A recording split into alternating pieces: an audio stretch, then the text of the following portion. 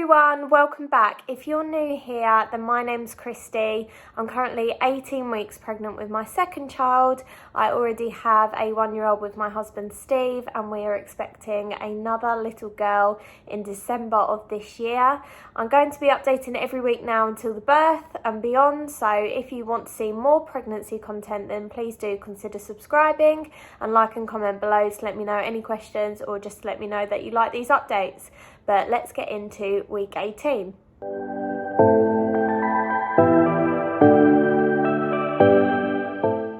So baby is now the size of a grapefruit and they are covered in vernix all over. I should say she, because obviously we know the gender now. We had a gender scan a couple of weeks ago, but I'm just so used to saying they in pregnancy because we didn't find out with Grace, so it's been a surprise this time. She is covered in vernix all over her skin, and also this week she already has like half of the eggs in her ovaries that she will be born with, which I just find incredible because when you think about it, like, if Grace, my first girl, or this girl goes on to have children of their own, then those like eggs lived in me as well. It just blows my mind that that's even possible. But yes, baby's all developing well now, becoming more like proportionate in size with arms and legs and head all like looking in proportion to a human now, whereas they're quite alien like with a big head to begin with. So all progressing very nicely. This week I'm feeling so much more movement than I have done before. It's not quite at the stage where other people can feel it yet, but I think that's only like a week or two off. So that's really nice because I'll be able to share that with Steve and with other people as she gets a bit more mobile. But I can feel her now moving around, which is really reassuring. I have an anterior placenta this time, which I also had in my first pregnancy with Grace. I've been told actually that anterior placentas are more common than posterior, which I thought when I was pregnant with Grace and they told me I had an anterior placenta, they said it to me as if it was like a bit of a problem. But apparently they're more common, and it's only really a problem if it's low lying and it like covers your cervix. So I'll find out all about that in my next scan, which will be my 20-week scan. But it's almost not as relevant for me as someone who was going to deliver naturally because I am electing for a C-section this time round. I gave quite a big update on that in my week 15 update, so if you want to go back and see the conversation that I had with my midwife then please do. But essentially I had quite a traumatic first birth and I'm requesting a C-section this time, and yeah, that seems to come up a lot in conversation with a lot of people, so I can update you on that as the weeks go on. But I'm feeling good about that. That's what I want. That's what I feel like will be best for me and the baby. And there are lots of things that contribute to that. If you want to see a bit more about maternal request C-sections and my experience, etc., I am planning to do a bit of a like standalone video on maternal request C-sections, because there's just so much stigma around maternal request C-sections. I think people automatically think, oh, she's too posh to push, and in my case certainly it's not that at all. And I know a lot of women that I've spoken to who've requested C-sections have felt that pushback as well. So I'm going to do a bit of a standalone video a bit later in my pregnancy once I've had my meeting with my consultant, which is coming up in September, to say like what my experience has been like in terms of requesting it, how like my healthcare professionals have reacted, and also how like family and friends have reacted, because I've had very mixed reactions. So yeah, look out for that coming up in the next couple of months.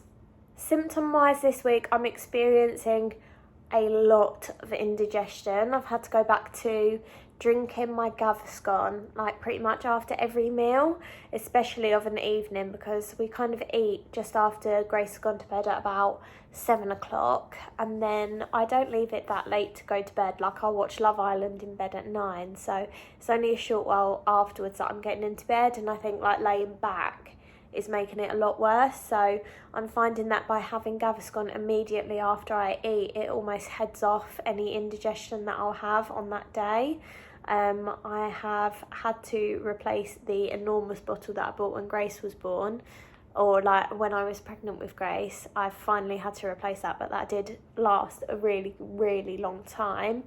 And that's enough for me. That seems to help it. I know other people have like Rennies. Someone said to me, oh, you should drink milk like with your meals, but I don't actually drink cow's milk, and I'm not sure whether plant milk would have the same effect. But it is just one of those beautiful pregnancy symptoms that we deal with.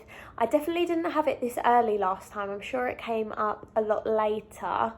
And I'm sure it's partly because I'm definitely finding that I'm bigger quicker this time. So my organs must be shifting a lot quicker than they were beforehand. So I am contending with it a little bit earlier than I expected. And like I said last week, one of the things that concerns me about this pregnancy is like how like uncomfortable and rough and like intense my symptoms are so much earlier, because I'm like, I'm not even halfway. I'm gonna have to keep going with this. I mean, I'm sure I'll be fine and I'll cope, but it definitely is a bit of a shock to the system to be pregnant with a toddler than it was when I was just pregnant and I was only really worrying about myself, because there are just no days off. There's very little resting. Like, she's having a nap now and I'm filming this, but usually I'd like have an hour to myself where I just chill out. This is like my non-working day. But then I'm also working 4 days a week, and then I work in my salon of a weekend. So it is literally full on. And that's good. But I'm definitely noticing that pregnancy isn't as restful as it was the first time round, unfortunately. As I've mentioned before in previous updates, I'm definitely a lot more emotional than I have been before. I'm not very like emotional day to day, and I can kind of keep my emotions in check, but I'm finding that I'm teary a lot over just silly things. What was it that we did the other night? And it was just so upsetting. Oh, we sat and watched a film on Netflix called The Kissing Booth that someone said to me, oh, that's a really cute like rom-com. And I don't really watch films a lot, so I was like, oh, this would be a nice easygoing film, we'll give that a watch. That was a roller coaster of emotions, and I won't give the plot away or anything, so feel free to go ahead and watch it, but you have been warned that it is an emotional one. But in like the first few minutes you find out that the main character's mum has unfortunately passed away when she was quite young, and having girls especially, I'm sure it's the same for any parent, like whether you're a parent of boys or of girls, but in my mind I'm thinking how hard it must be to go through like your teenage years and your early adult years without your mum around as a woman. And I just got like really emotional about it and started thinking, I need to be around for my girls. I need to make sure that I'm well and make sure that I'm keeping myself as fit and healthy as I can, because I want to be there for them. And that just made me like cry floods of tears. Like, obviously everyone wants to be around for their children. Why am I having a mental breakdown about it? It's very, very, for a person that's not very emotional usually, it's very unnerving to have those emotions, because you're just like, whoa, where has this come from? So along those sorts of lines, I've started looking at doing a bit more like exercise. I'm not an unhealthy person. I eat pretty well. We are, my husband and I are vegan and have been for 5 years. So I've been eating like a very healthy, balanced, plant-based diet for like 5 years. And I feel like my nutrition is at its optimum now that I've had time to kind of get into that rhythm of making sure that all of my vitamins and minerals that I've lost through not eating meat are replaced in my diet. I take like my multivitamins, I take my Spartone now to increase my iron. But one thing that I'm not so great at is exercise, and I haven't like routinely exercised since before I had Grace. I think I stopped going to the gym when I was about 4 or 5 months pregnant with Grace because I was just finding it to be a bit overwhelming. Like all of the classes that I was doing before I couldn't do anymore because I was just getting too out of breath. I'm getting out of breath like talking about it. I think it's like the psychology of it. It's just making me feel out of breath. But before that, I was going to the gym like at least 3 times a week, and just feeling really good about it and enjoying that. I did like a mum fitness class this week, like a taster session, which was really good, but it was the sort of class where it's like an exercise routine, if you know what I mean. So it's like repetitions of different exercises on like 40 seconds on, 20 seconds off for like half an hour, which is good, and I felt like I had a really good workout from that. However, like my preference for exercise is something a little bit more like energetic, dancey, that kind of thing. Like I love a Zumba class. That would be like my ultimate thing. If I can find a good online Zumba class, then I'm going to try and sign up for that, because like going to the gym is just, there's just no time in my schedule for it at the moment, and I also not that keen on paying out for a gym membership that I'm not going to be using routinely now for the next year, because I don't know how I'm going to feel after birth, especially with having a C-section. So I need to find like a good dancey exercise class. If you know any, then please leave a comment below and let me know. But yeah, this is all stemming from this idea that I need to be a little bit more healthy and give myself the best possible chance of being around for my girls as long as I can. And also, I think exercising a little bit more now and building a bit more core strength is likely to help me in the recovery from my C-section as well. So let me show you my bump quickly from this week.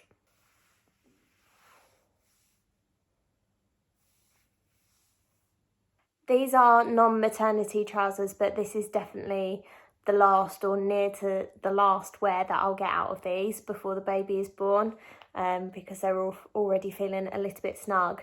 We're in a really weird place with the weather where I live in the UK at the moment. I live in the southeast, where like it doesn't seem to be very nice for summer, to be honest. So I'm tempted to start buying sort of like autumn and winter clothes now, so that I get a bit more wear out of them, because I'll be pregnant right into the winter, so I need some like baggy jumpers. Luckily I've kept a lot of my maternity leggings that I had from the first time round, but I need to get a few more warmer bits and bits that I can layer up through autumn as well. I bought a really nice dress in Tesco today actually. It's just like a long, what are they called? Not smock dress. It's just like kind of straight down. It's not like bodycon because it's not really tight. Can't remember. See, it's like baby brain. I can't remember the simplest of things.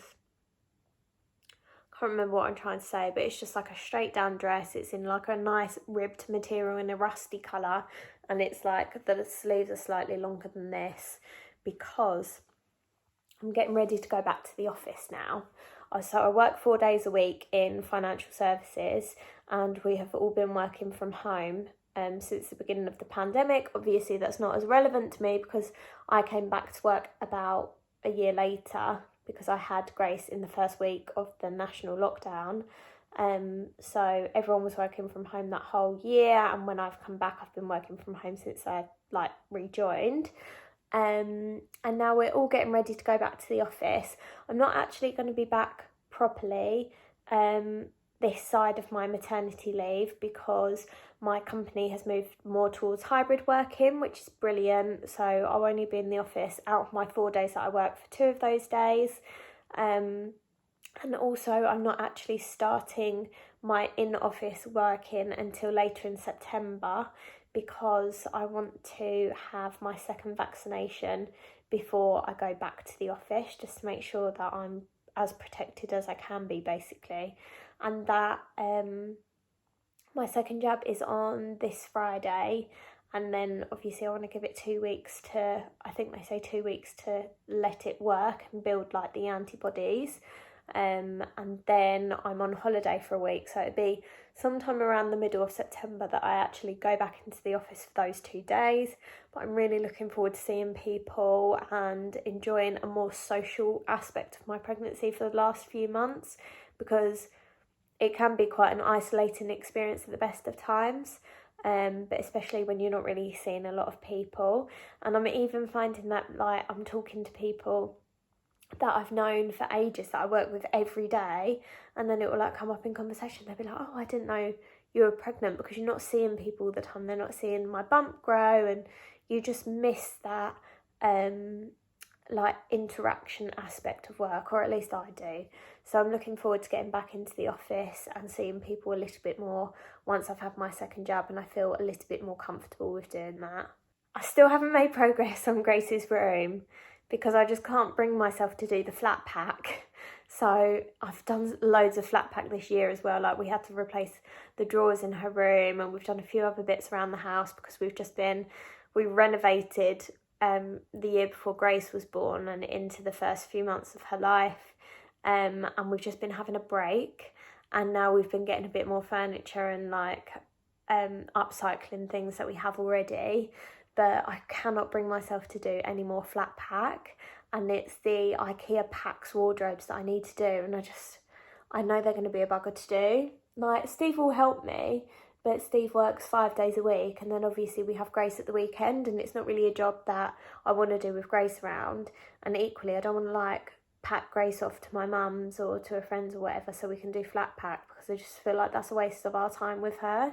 So we either need to try and take a day off in the week, and while she's like in childcare or whatever, and do it then, or I'm considering just like going on Facebook and finding a local handyman who will come and build it for me and just pay him a day rate, because I feel like that'll be a better use of my time than doing it myself, and it'd probably be a lot safer as well.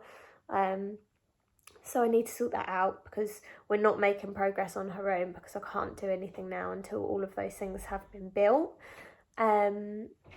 I have, though, made progress on sorting out her baby clothes. So I kept almost everything from when Grace was little. I gave away a few, like, more gender neutral bits. How come you not asleep? What's it saying? Saying, I kept most of Grace's stuff, apart from some gender neutral bits which I gave to my friend who didn't know what she was expecting before she had her baby. So all like my white baby grows from when Grace was really little, I've given away, and I have replaced some of those with like girly bits, because we know what we're having this time round. So I've been through all of Grace's bits up to 9 to 12 months, because she's in 12 to 18 now, and sorted what I actually want to keep for this baby and what I don't. It has been quite a difficult job, like more difficult than I expected, because you just don't know what you're going to use, especially because the girls will be born in different seasons. So I'm looking at something that's like 6 to 9 months, and it's like wintry, knowing that when this baby is 6 months, it will be like the height of summer. But then I'm like, I don't know if she's going to grow as quickly as Grace did, because Grace was in 6 to 9 months, like on the dot, if not a little bit before. So I've been quite cautious and kept a lot more than I thought that I would. And it's all just sat upstairs in bags, because I'm waiting to sort out Grace's room. So that is the next thing. Now I will make that my mission this week, to sort out her room. If I'm not going to do it myself, then I need to get someone in to do it, so that we can make progress, because I know I've got a lot of time, but like I've said before, I want to sort out her room and get her in and settled in that room before the baby arrives, because I don't want it to be like, oh, the baby's turned up and now you're getting chucked out your room and you have to sleep in a big girl bed. Like, I want to transition her at a point that we can really focus on getting her settled and making her comfortable. So that's going to be my priority for this week. Anyway, thanks so much for listening to my week 18 update. Like I say, I'm going to be uploading every week now until the birth. So keep an eye on my channel so that you can see the next updates coming through, and obviously beyond and into life with 2 under 2, I can let you know how crazy that is, as I keep being told it's going to be. But thank you so much for watching, and I'll see you next week.